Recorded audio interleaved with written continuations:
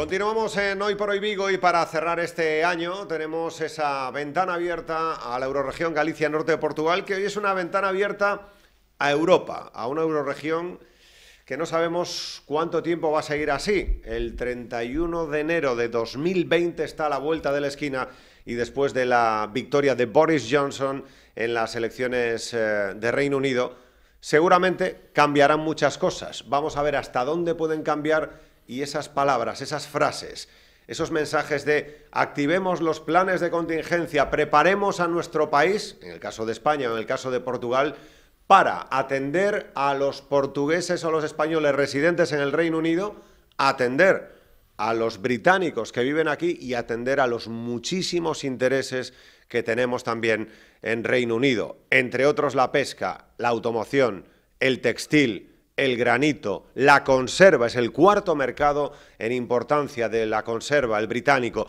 Muchos intereses, también Portugal, y es lo que vamos a analizar aquí en los próximos minutos. El Brexit está a la vuelta de la esquina, salvo que le dé una locura transitoria a Boris Johnson, así que nos quedan semanas, solo semanas, para que se produzca la primera desconexión y llegar al periodo de transición. Para analizar esto tenemos con nosotros al teniente alcalde de Malla, concejal también responsable de Relaciones Internacionales de ese concello portugués, Paulo Ramallo. Que tal? Moi boas tardes. Boa tarde. Salvo que Boris Johnson teña así un momento difícil, persoal, nas súas decisións prácticamente está encauzado, saiu do contexto, do laberinto, non? 31 de janeiro é finalmente o momento da saída do Reino Unido da União Europeia. É algo que há 5, 6 anos atrás nenhum de nós ousava ter essa expectativa, ter esse desafio, essa ameaça para a Europa, que eu acho que é uma ameaça para a Europa e para o mundo, mas que de facto acaba por acontecer. Boris Johnson, que estava com muitas dificuldades de aprovar no Parlamento a última versão do acordo com a União Europeia, consegue ter um resultado eleitoral que lhe dá toda a legitimidade e expectativa para que no Parlamento possa ser aprovado esse acordo, que é um acordo que nós neste momento conhecemos generalidades, uma vez que é um período transitório até ao final de 2020, que pode ser ainda prorrogado. Sim. Porque eu estou convencido que os interesses económicos, os interesses políticos que estão subjacentes a toda a realidade europeia e que o Reino Unido seguramente vai ter o sentido de responsabilidade necessário para com a União Europeia encontrar um acordo de comércio, seguramente, que salvaguarde interesses das empresas e também um acordo a nível da segurança, designadamente, porque senão o nosso Atlântico Norte ficaria aqui com uma situação muito, muito fragilizada. É preciso não esquecer que o Reino Unido é a quarta, quinta ou sexta economia do mundo, dependendo da época. Sim. E, por outro lado, há muitas empresas que estão sediadas no Reino Unido, que são empresas muito grandes, multinacionais. E, por outro lado, não esquecer que todos nós, quer os portugueses, quer os espanhóis, temos, e todos os países da União Europeia, têm cidadãos seus a residir neste momento no Reino Unido. Portugal tem cerca de 400 mil portugueses nesta altura a residir no Reino Unido e é preciso não esquecer que o Reino Unido é a quarta ou a quinta destinatário das exportações das empresas portuguesas.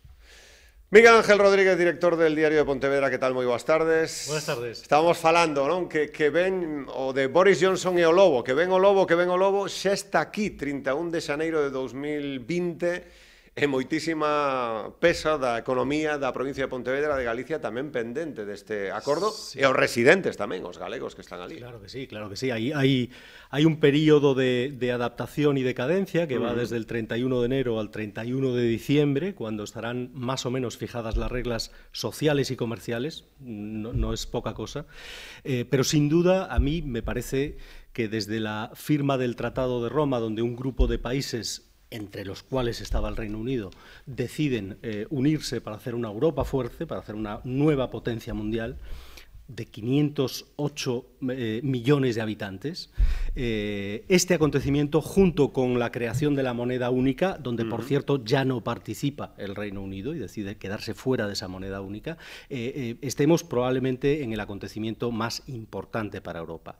Al margen de los problemas sociales y económicos que tenemos que salvar las dos partes en este asunto complicado, muy complicado, y de los que hablaremos seguramente a lo largo del debate, a mí me gustaría reflejar la importancia del momento político que estamos viviendo, porque probablemente sea una de las mayores amenazas a las que se enfrenta Europa. Hay que solucionar el problema social, hay que solucionar el problema político, pero sin duda hay que resolver esta maraña política en la que Europa se encuentra ya ahora, antes del 31 de enero, porque el efecto o posible efecto contagio que esto pueda suceder. De cómo solucionemos esto, vamos a tener unas consecuencias a un futuro no lejano, a un futuro inmediato. Recordemos que en Italia, en Francia, en países no poco importantes precisamente para la economía, hay movimientos políticos que están cobrando dimensión y que se oponen frontalmente a esa Unión Europea. Por lo tanto, probablemente Europa esté ante uno de los mayores desafíos políticos y esto es el detonante, ¿no? Entre euroescépticos e antieuropeístas, non? Está o movimento e os aliados ou sensibilidade de colaboración con Putin que poidan tamén ter dende Matteo Salvini a outros. Nese contexto, señor Ramallo, tamén Europa ten que moverse con intelixencia, xestionar, como ben apuntaba Miguel Ángel Rodríguez, moi ben a desconexión de Reino Unido, non? Vamos a ver, do ponto de vista político, nós temos de facto aqui um problema que não podemos esquecer. Nós temos aqui um golpe muito importante naquilo que foi e é a construção do projeto da União Europeia. A União Europeia tem hoje em dia problemas internos de assimetrias muito grandes, que o próprio Reino Unido tem. É preciso não esquecer que o Reino Unido é também ele um território assimétrico. 1/3 do PIB está na região de Londres.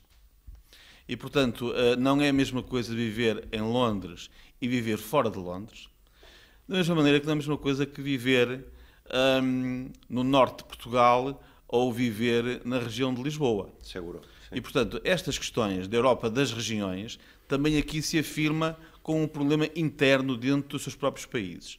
E, portanto, eu acho que a construção do projeto da União Europeia, que é um projeto fantástico, é preciso não esquecer que nós estamos em paz há mais de 70 anos, fruto deste projeto da União Europeia, que era um projeto que desde a queda do Muro de Berlim foi sempre, e desde o término da Guerra Fria, sempre a acrescentar novos países. E vemos quantos países do Bloco de Leste acabaram por pedir e entrar dentro da União Europeia. Portanto, é a primeira vez que enfrentamos um desafio novo, que é um país que estava consolidado dentro da União Europeia, apesar de não estar dentro do euro, por exemplo, da moeda única, pede para sair.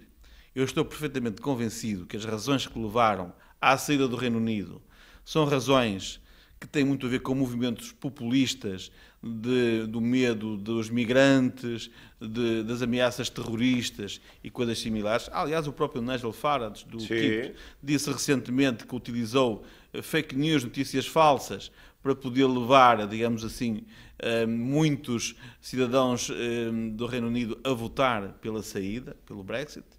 E, portanto, eu estou perfeitamente convencido que se misturam aqui políticas ou questões de política nacional com questões de política europeia.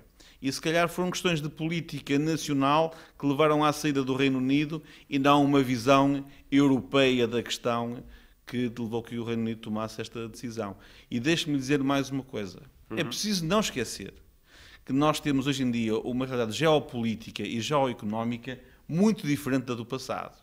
Nós hoje temos um bloco, uma superpotência que é os Estados Unidos, temos a China, que almeja também ser uma superpotência, e do ponto de vista económico já o é. A China hoje já não é mais a China das cópias, é a China também da investigação e do desenvolvimento, e veja-se como a China consegue competir a nível de inovação e de patentes com os Estados Unidos. E o tema dos móveis, a batalha das telecomunicações. E a União Europeia, que é, digamos assim, uma outra terceira grande potência no seu conjunto, com a saída do Reino Unido vai ficar mais fragilizada. E nós podemos ter, enfim, apontar muitos defeitos ao projeto da União Europeia. Mas não podemos esquecer que nós somos apenas 7% da população mundial e representamos cerca de 23% do PIB, da riqueza produzida em todo o mundo. E, para além do mais, 50% da despesa em Estado Social é gasta precisamente aqui na União Europeia. Daí que a saída do Reino Unido é também um trauma para este grande projeto político que era o projeto da construção de uma Europa unida. Ainda non sabemos as consecuencias. O período de transición, hai moitísimos supostos que a Unión Europea plantexa dende a tarxeta sanitaria, as visas que van a ser precisas, tema de aduanas, tema de residentes, pero con familia, o mellor aquí, un residente vigués que quere ir a súa noiva ou quere ir ao seu fillo. Imos ver o que pasa, moitísimas cousas que quedan en riba da mesa, pero tamén está o tema económico directo da nosa provincia, Miguel Ángel, do noso país e da nosa Euroregión, que aínda non sabemos realmente, como se van a activar eses plans de contingencia dos que se falan moitas veces, e dous, as consecuencias, por exemplo, para a pesca, Gran Sol, Malvinas, Caladeiros, que xa non van ser augas comunitarias. Sí, sí.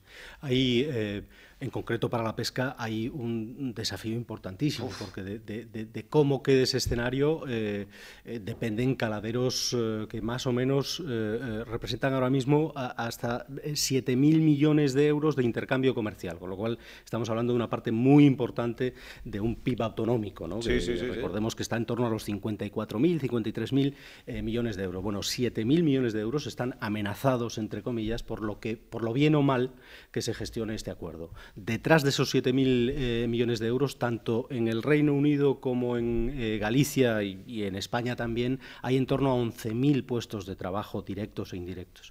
Por lo tanto, estamos hablando de un sector en concreto, la pesca, que se podría extender, como decías antes, a la conserva y a otros derivados de los productos de la pesca, importantísimos. Y España tiene un doble desafío, porque España pesca en caladeros del Reino Unido, pero también en caladeros irlandeses, donde pesca casi en solitario.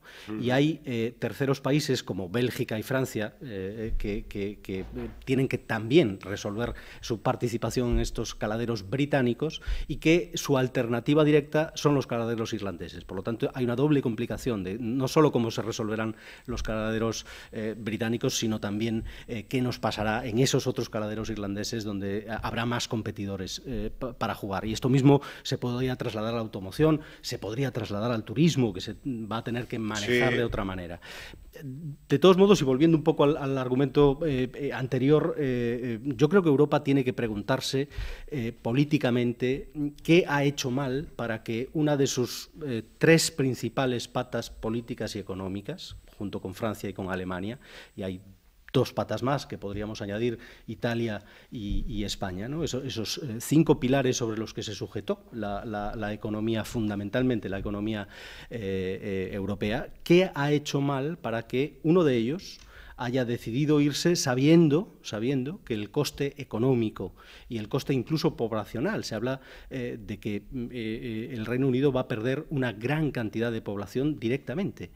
Sencillamente porque hai un montón de empresas pero que... ainda non sei se o coste económico está en riba da mesa, Miguel Ángel, non? Porque tivemos, por exemplo, aquel plan May que era o exército diante dos ministerios por si acaso había problemas derivados de o que poderían ser carencias de abastecemento. Entón, por si había revoltas, o exército nos ministerios, era o plan May, porque non sabían o que se poden atopar o día despois. Bueno, hay organismos británicos, es decir, está estudiado en el Reino Unido un coste para un año, o el primer año del Brexit ya conformado, que lo calculan en 142.000 millones de euros, que supondría alrededor de un 2,4 o 2,6% la reducción del crecimiento económico. Bueno, el Reino Unido tiene más o menos 3 veces el Producto Interior Bruto de España. España tiene 1 billón de euros de PIB y el Reino Unido tiene cerca de 3 millones, 2,6, 2,7 billones de euros. Bueno, 142.000 millones es una consecuencia directa estudiada y reconocida por ellos mismos en un año. Pero a esto hay que sumar la cantidad de multinacionales que ya han dicho que se van. Y si se van las multinacionales, se van sus trabajadores y sus habitantes también. Por lo tanto, el Reino Unido tiene un problema serio y lo sabe. Sí. Pero ha decidido dar este paso. Y Europa tiene que preguntarse qué ha hecho mal para que, insisto, uno de sus pilares fundamentales decida marcharse y decida romper relaciones y decida actuar por libre y en solitario. No lo va a poder hacer porque las relaciones comerciales evidentemente hay que resolverlas de alguna manera, pero hay una dificultad añadida ahora tremenda y hay un año entero para ir negociando hasta 36, se dice hasta 36 marcos comerciales distintos que tendrán que ir resolviéndose uno a uno y supongo que con pautas generales que compartirán todos. Pero, insisto, es un desafío muy importante. Y de lo bien o mal que lo resuelva Europa dependerá lo que pase después en otras situaciones parecidas o que pueden, porque esos populismos de los que hablábamos existen, están cobrando dimensión. Por lo tanto, o que falaba Nigel Farage, ¿no? De preparade os pasaportes que aí ides a ter que empregalos. A súa muller alemana e o primeiro que fixo foi nacionalizar na embaixada alemana en Londres os seus fillos alemáns. Y fíjate de que cara a telos salvaguardados do que poida ser ese momento tan delicado de relaciones internacionales y de consolidación política de un proyecto coincide con un momento en el que los liderazgos en Europa están seriamente amenazados. Sí. No hay liderazgos políticos claros, los que hay, además, están en el epílogo de su carrera, caso de Angela Merkel, y por lo tanto serán nuevos actores, muy probablemente, los que tengan que resolver este grandísimo problema que además tendrá que ser bien resuelto, porque si no, insisto, Europa ha sido una gran idea y ha sido algo absolutamente defendible para todos los países miembros. Pero el peso político que esa Europa ha tenido en ese marco internacional de relaciones mundiales ha sido más bien escaso. Es decir, somos espectadores de lo que está ocurriendo en el mundo y tenemos que, en algún momento, decidir ser más protagonistas de esos grandes equilibrios o desequilibrios que hay en el mundo. De momento no se ha conseguido y justo en la etapa en la que tocaba consolidar todo eso aparece este nuevo desafío. Bueno, pues, insisto, políticamente habrá que resolverlo y bien, porque si no, nos irá bastante mal. E socialmente tamén falaba vostede, señor Ramallo, dos residentes de Portugal, de España e de outros países comunitarios no Reino Unido, os intereses comerciais no Reino Unido, e claro, cando están en riba da mesa, dende as aduanas, os pasaportes, a imposibilidade de libre circulación, os visados, estilo Estados Unidos tamén, as tarxetas sanitarias precisas ou seguros médicos precisos, moitos aspectos en riba da mesa que dependerán, entre outras cosas, de como sexan as posnegociacións entre a Unión Europea e o Reino Unido e a vontade política tamén de Boris Johnson ou do que sexa o primer ministro. Non? Nós temos que olhar para estas questões com um grande sentido de responsabilidade. E eu acho que nesta altura alguns dos nossos líderes políticos não evidenciam esse sentido de responsabilidade. E o facto de hoje a nossa população, os nossos cidadãos, terem acesso a mais informação, não significa que tenham acesso a mais informação verdadeira e até têm acesso a informação que é, por vezes, muito contraditória. E isto manipula muito o nosso eleitorado. Porque eu estou perfeitamente convencido que os cidadãos do Reino Unido, se tivessem estado devidamente esclarecidos daquilo que é o projeto da União Europeia e daquilo que são as vantagens claras e comparativas de permanecer dentro do projeto da União Europeia, a maior parte deles não tinha votado pelo Brexit, pela saída. Esta é a minha opinião e estou perfeitamente convencido disto. O que significa que nós temos um problema de comunicação também dentro da União Europeia, uma comunicação política. Porque, vamos lá ver, nós não podemos esquecer, como dizia há bocado, que hoje em dia nós temos 3 grandes blocos comerciais, 3 grandes blocos económicos. E quem estiver fora destes blocos, seguramente vai ter menos força. Mesmo Portugal, do ponto de vista político, tem muito mais força, tem muito mais capacidade, sendo um país pequeno, de afirmar os seus interesses dentro de um bloco grande, inserido num bloco da União Europeia, do que sozinho, do que fora. Não tenho dúvida nenhuma disto. Repare, por exemplo, nesta questão.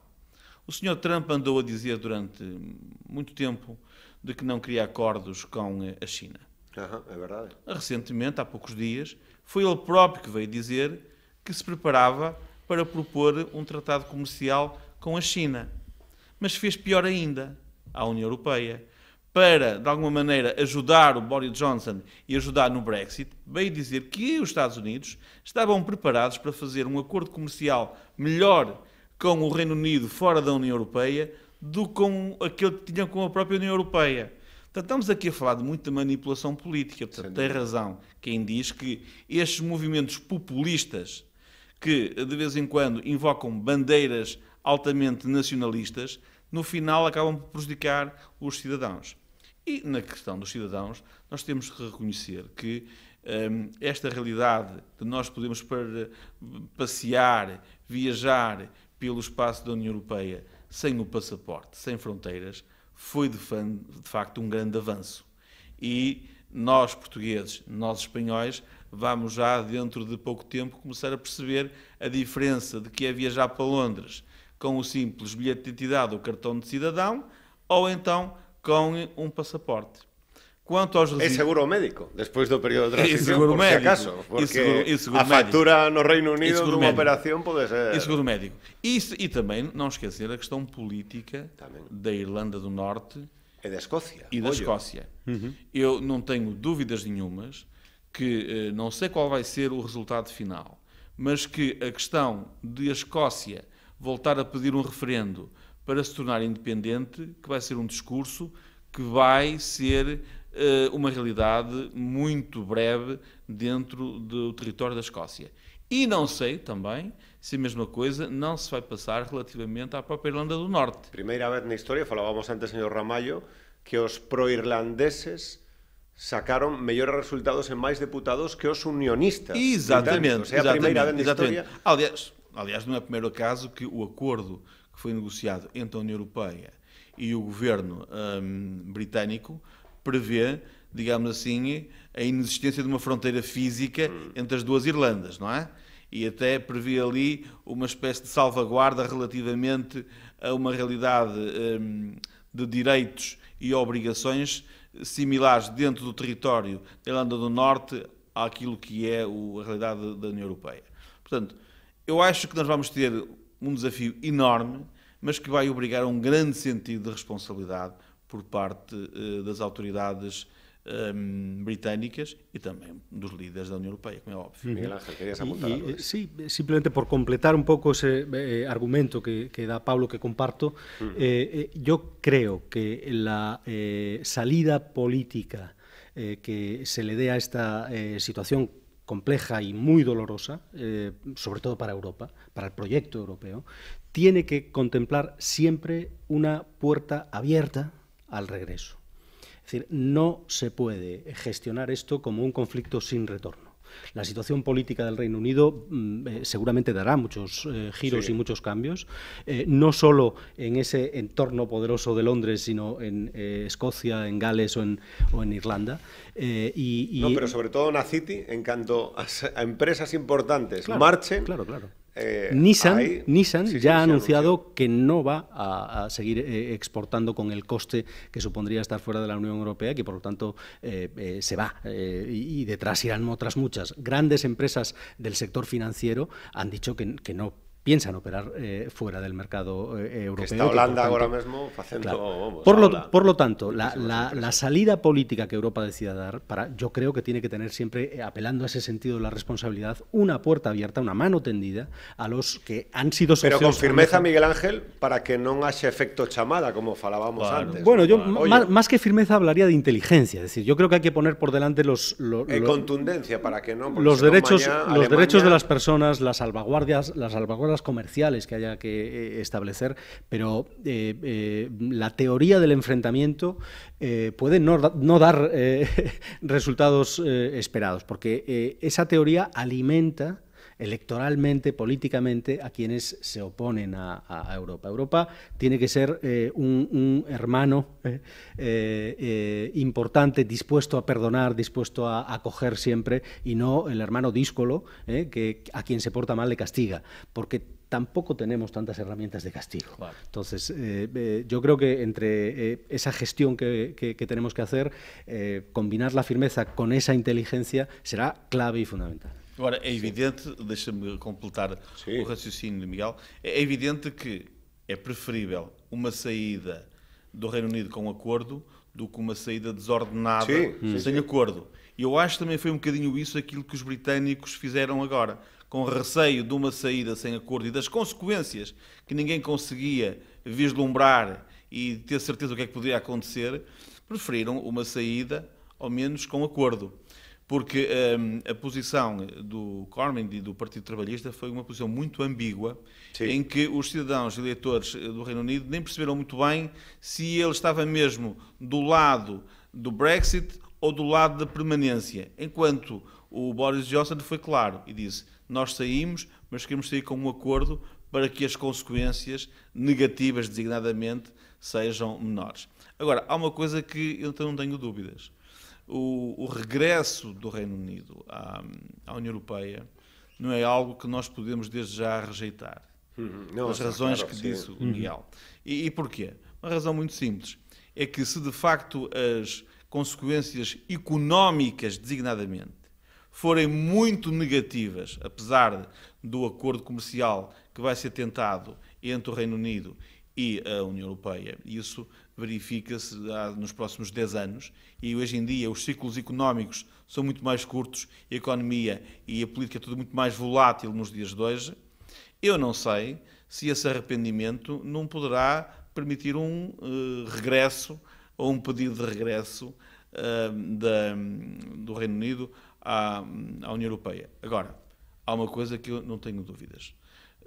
Os cidadãos estão, neste momento, com receio, porque não sabem muito bem o que é que lhes vai acontecer.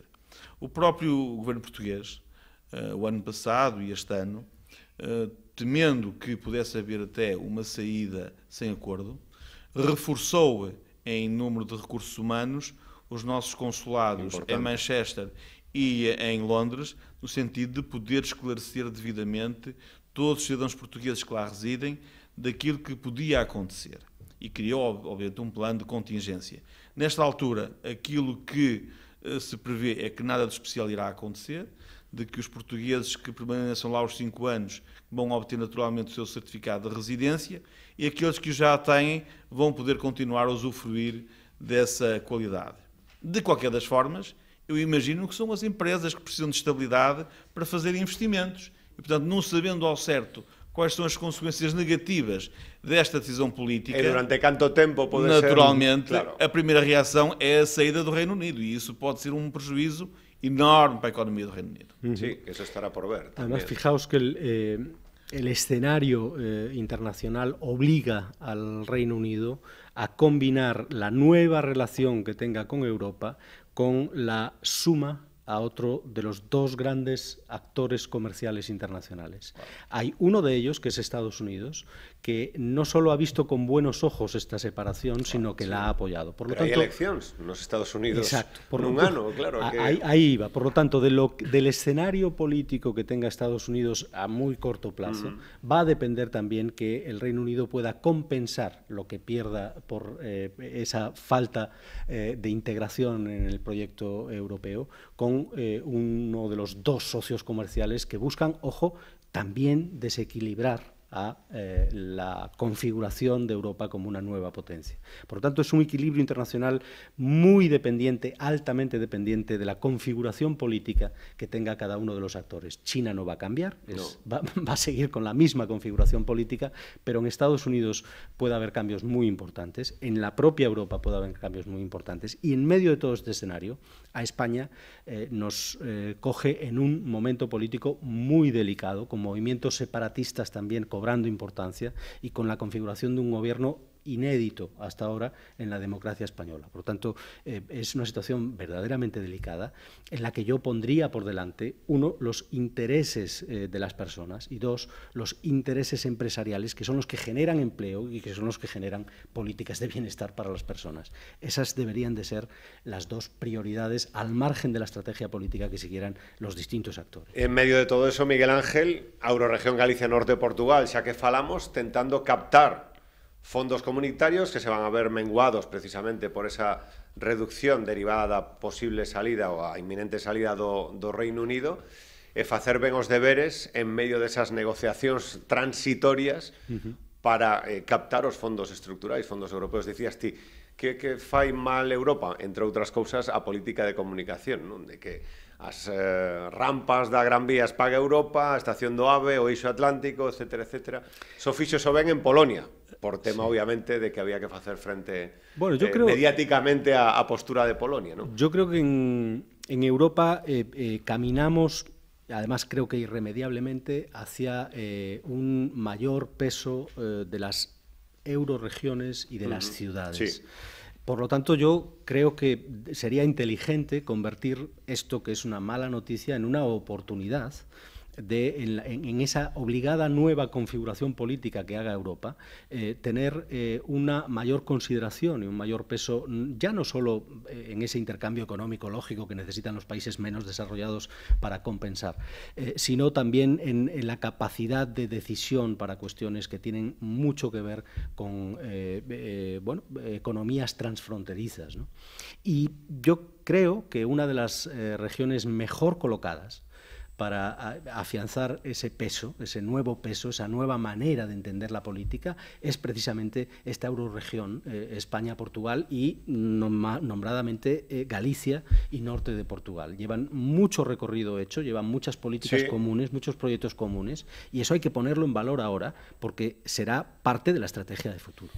¿Qué hai que facer, señor Ramallo? Que ferramentas son importantes para apuntalar precisamente as reivindicacións e a captación de fondos estruturais, de fondos FEDER e de outros fondos por parte da Euroregión Galicia Norte de Portugal? Por onde habería que tirar? Que habería que poñer en riba da mesa?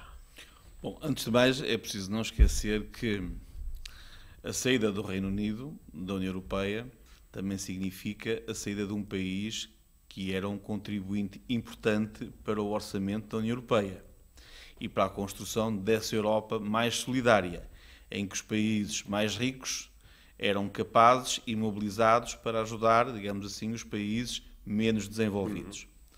Agora, eu sempre fui muito mais apologista de Europa das regiões do que da Europa das nações e dos Estados.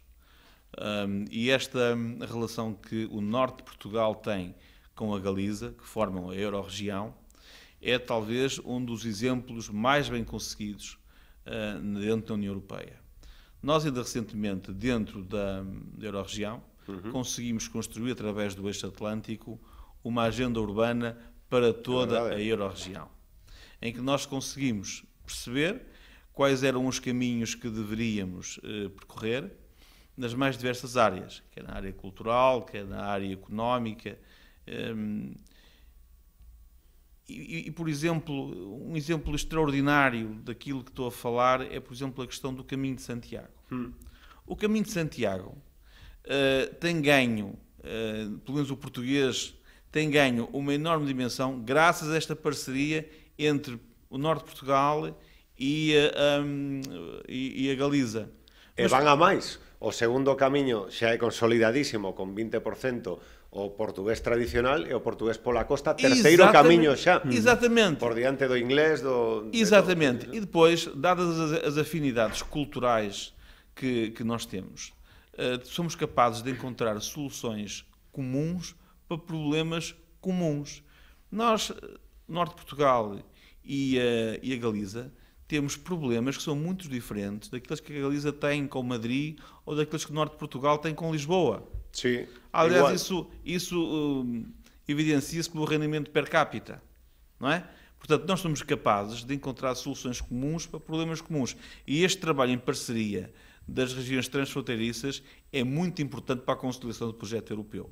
No caso da saída do Reino Unido, se ele pode ou não ser uma oportunidade para a Euro-região, eu acho que é sempre uma perda enorme para o projeto da União Europeia a saída do Reino Unido.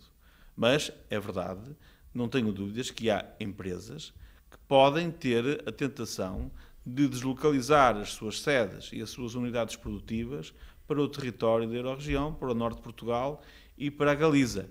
Saibamos nós fazer esse caminho, e isso implica, obviamente, uma aposta muito forte das autoridades locais, mas, acima de tudo, uma estratégia dos nossos governos nacionais. Da região norte, de Galicia, dos países, porque podemos ser, claro, en este caso, de ahí lo que decía yo de convertir este problema, que nadie discute, en una oportunidad. Sí, claro. Tenemos que ver cuáles son aquellas aristas, ¿no?, de este gran desbarajuste para sacar partido. Yo creo que la política del norte de Portugal respecto a la captación de inversión extranjera es un ejemplo que en estos momentos tendríamos que tener muy presente para que como en materia de facilitación administrativa, política fiscal, relación entre las administraciones y las empresas, han sabido industrializar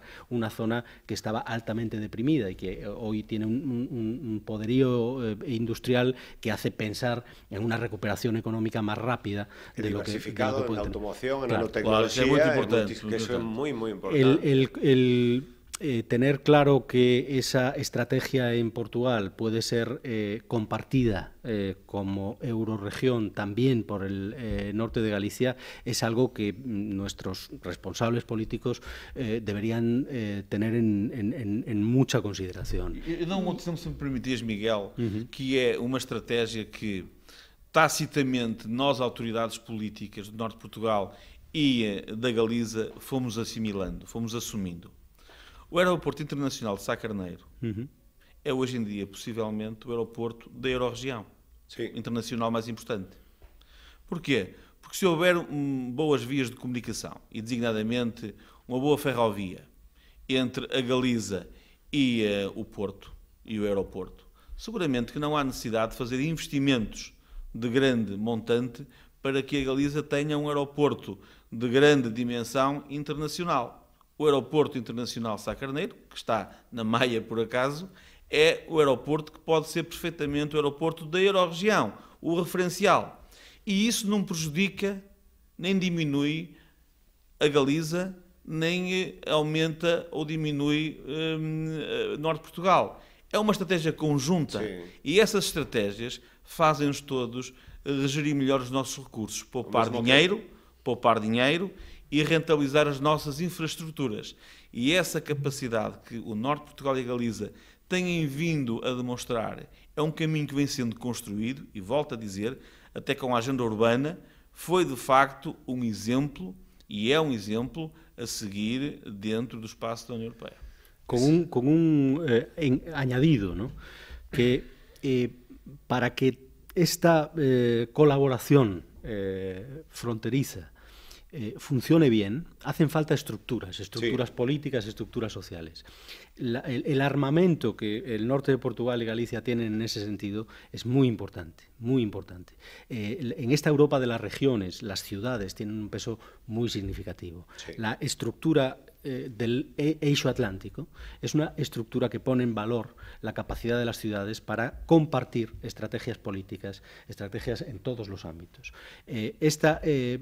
Tenemos una comunidad de trabajo, tenemos una colaboración entre los actores empresariales, entre las patronales de las dos partes, y tenemos también una colaboración universitaria que va creciendo y que cada vez es más importante. Muy futuro, claro, al final. Esas tres patas yo creo que tienen que ser el sustento de políticas comunes, y no tenemos mucho tiempo para definir estrategias muy claras respecto a creérselo qué también hacemos, es muy importante, creérselo, por parte por de la Xunta, Gobierno Central y Gobierno Central, pero existe Madrid-Lisboa, ¿no? Existe una oportunidad que decía Paulo, que es la deslocalización de muchas empresas, la nueva ubicación de una actividad económica importantísima, y ¿por qué no en este rincón de Europa que es también una puerta del Atlántico, que no hay que colocarnos en una posición de estrategia, al menos de estrategia? Yo creo que merece mucho la pena intentarlo y que hay que aprovechar para ello las estructuras que tenemos, no hay que crear más.